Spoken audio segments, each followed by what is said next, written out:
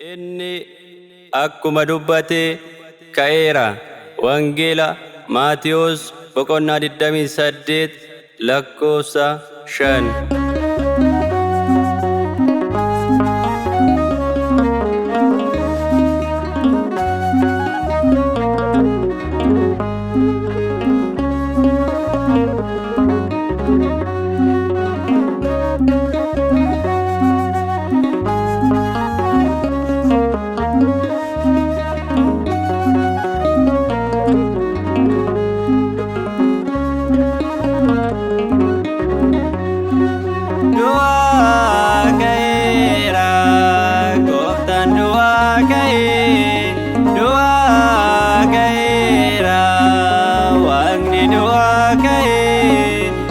Addunyaa hundumaaf nageenya labsame baay'eessa addunyaa galmeen du'aa qabe.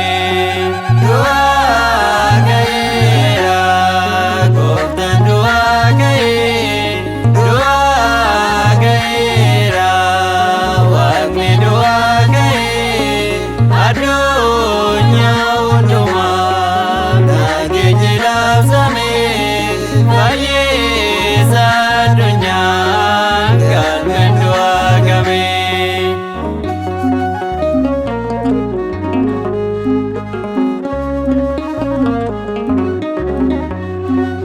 Du'aa ka'eera Yesuus Kiristoos. Du'aa ka'eera jaalala namaati. Du'aa ka'eera saamirraa gad bu'ee. Du'aa ka'eera durbirraa dhalate. Du'aa ka'eera fannoo gubbaa oolee. Du'aa ka'eera nageenya nuuf laate. Qaama sadaan keessa ni dhalate ilmi. Teessoo isaarra buusee jaalalli Addaami. Dhiiga dhangalaasee isa nu bitate. Eenyu kan akka isaa lubbuusaa nuuf laate. Du'aa ka'eera gooftaan du'aa ka'e. Du'aa ka'eera waaqni du'aa ka'e.